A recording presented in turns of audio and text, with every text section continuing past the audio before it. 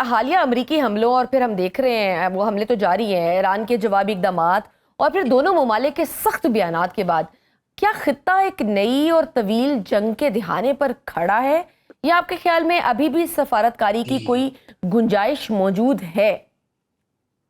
नहीं, जंग की एपिटाइट दोनों साइड पर नहीं है। जंग करके देख लिया उन्होंने और ये एक एस्कालेशन फॉर डी एस्कालेशन मैं इसको कहूंगा। अच्छा। कि ये एक हमले एक दूसरे पर कर रहे हैं और उसके बाद जाहिर है टेबल टॉक के लिए और कोई रास्ता उसमें नहीं। दुनिया मुतामल नहीं हो सकती, अमेरिका और ईरान भी दोनों ममालिक मुतामल नहीं हो सकते इस बात के कि एक तवील जंग की तरफ चले जाए वो, तो लिहाजा वापस टेबल टॉक पे आना ही पड़ेगा। हालांकि इजराइल की बड़ी ख्वाहिश है, मंशा है और ये किसी कोशिश है कि किसी तरीके से ये सिलसिला आग भड़क उठे दोबारा ताकि उसका मसला हल हो जाए, ये तमाम ममालिक कमजोर हो जाए, ईरान मजीद कमजोर हो जाए। जी, लेकिन वो उसको दुनिया को इस चीज का इदराक है। अमेरिका को सबसे बड़ी बात है इसका इदराक हो गया है, इसलिए कि अमेरिका में लोग वहां जिस तरीके से मुखालफत कर रहे हैं जंग की, जिस तरीके से रेटिंग डाउन हो रही है डोनाल्ड ट्रंप की, उससे बिल्कुल वाजे हो गया है अमेरिकन पर इट्स नॉट अमेरिका, ये Israel is not first, now America has to be first. Previously people started thinking and started raising this question to the government that is it Israel first or America first, आप इसका फैसला कर लें। अब वो अपने election से पहले पहले अवाम को बता रहे हैं कि नहीं, इट इज अमेरिका फर्स्ट। इसलिए अब नेतन्याहू की कुछ बातें को जो है रद्द कर दिया गया है, नहीं मानी गई है और उसकी वजह से ये महसूस होता है कि दोबारा टेबल टॉक पर इनको आते हुए नजर आ रहे हैं। कुछ और चलेगा मामला, ये उसमें कोई छोटा मोटा और नुकसान होगा। लेकिन सर आप जिस तरह से अब ये एस्केलेशन को एक प्रेशर टैक्टिक कह रहे हैं, लेकिन दूसरी जानिब हम देख रहे हैं ईरानी क़यादत तो मुसलसल कह रही है कि हम तो किसी ये प्रेशर टैक्टिक्स में और दबाव के सामने नहीं झुकने वाले और अपने जोहरी प्रोग्राम और खुद मुख्तारी पर कोई समझौता नहीं करेंगे। क्या इस मौके से डोंट यू थिंक कि सफारती मुज़ाकरात मजीद मुश्किल होते जा रहे हैं? नहीं, तो वो समझौता करने के लिए कोई मुल्क अपने टेरिटोरियल इंटेग्रिटी पर और अपनी सिक्योरिटी पर समझौता नहीं करना चाहिए किसी मुल्क को भी। तो ईरान इस मामले में गलत तो नहीं कह रहा है, बिल्कुल सही कह रहा है ईरान। और फिर ईरान ने अपने साबित कदमी, अपनी इस्तकामत दिखला दी कि 5-6 रोज की जंग का सोच के इजराइल और अमेरिका ने चढ़ाई की थी ईरान पर, वो फेल हो गया मामला। तो दोनों जो हरबे अख्तियार कर लिए अमेरिका ने, वो फेल हो गया दोनों हरबों में। एक तो इकोनॉमिक स्ट्रैंगुलेशन जो मैंने बताया, दूसरा के मिलिट्री ऑपरेशन, दोनों फेल हो गए। तो इसका मतलब ऐसा ये फिर प्रेशर टैक्टिक्स तो नहीं काम आ रहा है ना? नहीं आ रहा है इसीलिए। और फिर सबसे बड़ी बात है दुनिया अजियत में आ गई, माशी अजियत में, जिसकी वजह से दुनिया दोबारा नहीं, अभी वो सप्लाई डिसरप्शन जो हुई है वही रिकवर नहीं हो सकी दुनिया। और मैं बता रहा था आपको कि रिजर्व, हमारे दुनिया के रिजर्व इतने खर्च हो गए इसमें, शायद ही कोई मुल्क है मासिवाय चाइना और अमेरिका के कि 120 दिन से ज्यादा रिजर्व। पाकिस्तान के पास 60 दिन के रिजर्व होते हैं, ज्यादातर ममालिक के 60 दिन के रिजर्व होते हैं। तो वो तो दुनिया बिल्कुल ड्राई हो जाएगी दुनिया इस मामले में। और फिर इकोनॉमिस्ट क्या कहते हैं? इकोनॉमिस्ट कहते हैं कि अगर ये इन्फ्लेशन में तो धकेल दिया गया है, लेकिन अगर ये सिलसिला जारी हो गया जंग दोबारा, तो ये फिर इन्फ्लेशन से दुनिया डिप्रेशन में चली जाएगी, जिस तरह की 1920 में डिप्रेशन में गई थी। और अगर डिप्रेशन में चली गई तो उसकी मज़मरात बड़े खतरनाक होते हैं, उसमें फाका कशी आ जाती है, दुनिया का पूरा पहिया जाम हो जाता है, माशी पहिया। तो उस सूरत में क्या दुनिया इसकी मुतामल हो सकती है? जवाब है नहीं। और क्योंकि नहीं हो सकती है, नंबर 1 दुनिया का प्रेशर, नंबर 2 अमेरिका का खुद अपना अवाम का pressure, number 3 election Donald Trump की और इलेक्शन हारते हुए नजर आ रहे हैं, उनको पता है। नंबर 4 ये कि अगर इलेक्शन हार जाते हैं तो उनके अपने ही कांग्रेस और सेनेट ने कह दिया है, डेमोक्रेट्स ने, कि हम इम्पीच करेंगे। नंबर 5 के इम्पीचमेंट के बाद उन्होंने कह दिया है कि हम फिर आपको प्रोसिक्यूट यानी कि केस रजिस्टर करेंगे। कौन चाहेगा ये? इन तमाम 5 वजूहात की वजह। और ईरान जो है उसकी जो अपनी माशी कसम पुरसी है, इन्फ्लेशन जो इतना बढ़ गया है ईरान का, वो भी ज्यादा अफोर्ड नहीं कर सकता है। पर सर हम एक चीज ये भी देख रहे हैं कि इस दफा नेटो के जो मेंबरान हैं, फ्रांस, बरतानिया, जर्मनी समेत यूरोपीय ममालिक, ये भी ईरान पर यूरेनियम अफसोदगी महदूद करने के लिए जोर दे रहे हैं। क्या यूरोप इस बहरान में अब सालिस बन सकता है या वो मुकम्मल तौर पर अमरीकी मौकिफ के साथ खड़ा है? नहीं, यूरोप अमेरिकी मौक़िफ़ के साथ होता तो शामिल हो जाता। डोनाल्ड ट्रंप ने बड़ी कोशिश की कि नेटो शामिल हो जाए, नेटो साथ दे, किसी न किसी तरीके से साथ दे। नेटो का एक मुल्क भी नहीं आया बीच में, तो वो ठीक है, जौहरी बात बिल्कुल सही, क्योंकि हमेशा वेस्ट ये यूरोपियन इसके खिलाफ रही हैं, नेटो इसका खिलाफ रहा है। उसकी बहुत सारी वजूहात हैं कि ईरान को न्यूक्लियर नहीं होना चाहिए, लेकिन ये यूरोपीय ममालिक खुद तो है P5+1 में, ज्यादातर तो यूरोपीय ममालिक हैं जिन्होंने JCPOA को तरतीब दे की और उस पर साइन करवाया। बड़ा खूबसूरत डॉक्यूमेंट था, ईरान जिस पे राजी था, और आज भी ईरान राजी है कि जी मैं कब एटम बम बनाने लगा हूँ, मैं कब न्यूक्लियर जो है उसको वेपन ग्रेड पर लेके जा रहा हूँ, तो मैंने तो साइन किया हुआ है। फतवा भी मौजूद है। तो ये तो ईरान तो शुरू से ही कहता रहा है। असल मामला क्या है?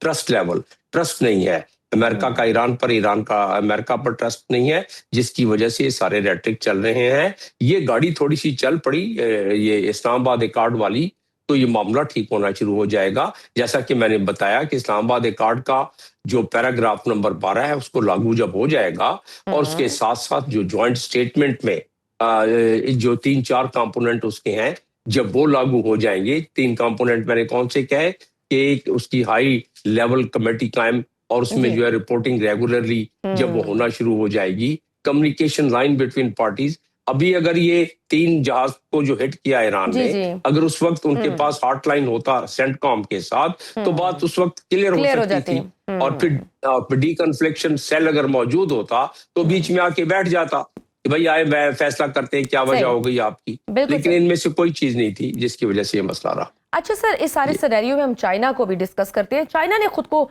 बड़ा गैर जानिबदार जाहिर किया है, मगर ईरान में उसकी अरबों डॉलर की सरमायाकारी दांव पर लगी है।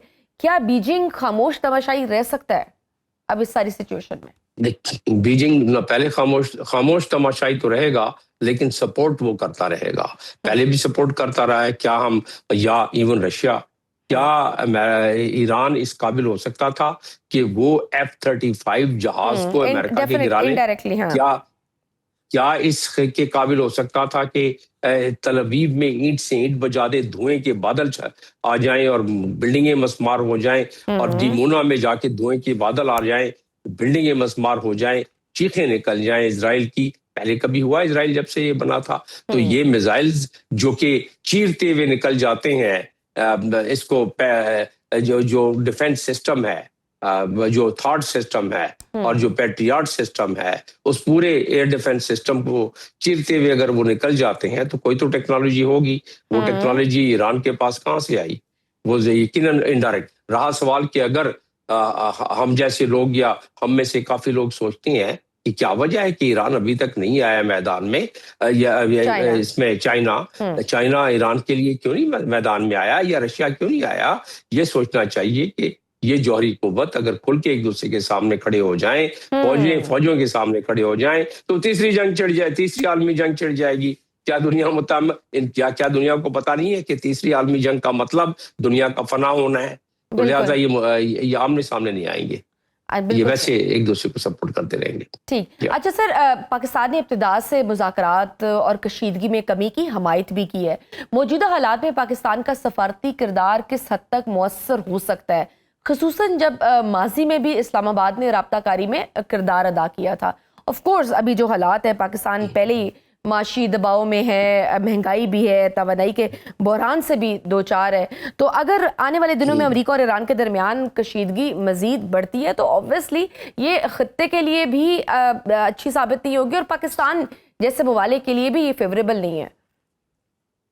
जी हाँ, पाकिस्तान की मईशत तो मखदूश है, इसमें कोई शक नहीं है। अगर हम देख लें कि हमारे ऊपर कर्जों का कितना बड़ा बोझ है, हमारे ऊपर महंगाई ठीक है, कंट्रोल है अभी कुछ थोड़ी बहुत, लेकिन फिर भी जिस हिसाब से महंगाई बढ़ रही है एक आम आदमी के लिए बहुत मुश्किल हो गया है। ये पाकिस्तान जैसे मुल्क में जो कि एनर्जी डिपेंडेंट मुल्क है, जिसका ज्यादातर सरमाया एनर्जी पे है, अगर ये जंग छिड़ गई ज्यादा आगे, आपने देखा कि परसों ऑयल प्राइसेस बढ़ गए ना, इसी तरह ऑयल प्राइसेस बतदरीज बढ़ते जाएंगे, हर दूसरे तीसरे दिन बढ़ेंगे। तो ये अफोर्डेबिलिटी, पहले ये अफोर्डेबिलिटी नहीं रही है, तो कितनी अफोर्डेबिलिटी रह सकती है? तो पाकिस्तान का एक तो वो है।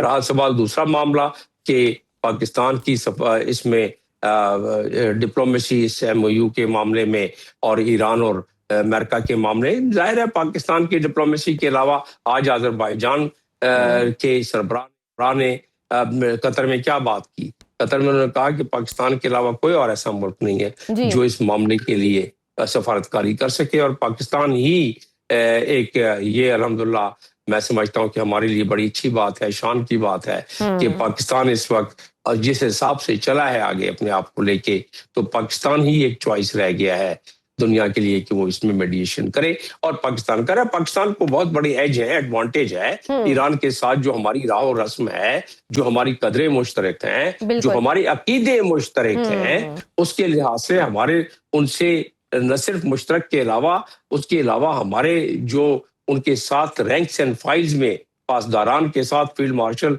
सईद आसिम मुनीर के जो ताल्लुकात हैं और जो हमारे मुश्तरका अकीदे के अफराद हैं, उनकी रिलीजियस वैसे तो पूरा पाकिस्तान वो हमदर्दी रखता है, लेकिन वो उनके खास हमारा तबका वो उनके रिलीजियस रैंक एंड फाइल में बहुत ज्यादा अपनी रखता है, और वो इस लिहाज से जब चाहे ये अपनी कम्युनिकेशन एस्टेब्लिश करके ईरान को तो हम इस बात को मना सकते हैं, लेकिन हम ये तो नहीं ईरान को कह सकते हैं कि वो अपनी नेशनल सिक्योरिटी को कॉम्प्रोमाइज कर दे। ये भी नहीं हमारे, ना हम कह सकते हैं ना ईरान मानेगा इस बात को, ना मानना चाहिए और ना हम कह, तो लिहाजा Pakistan is the only choice at this point in time which can really mediate. Ji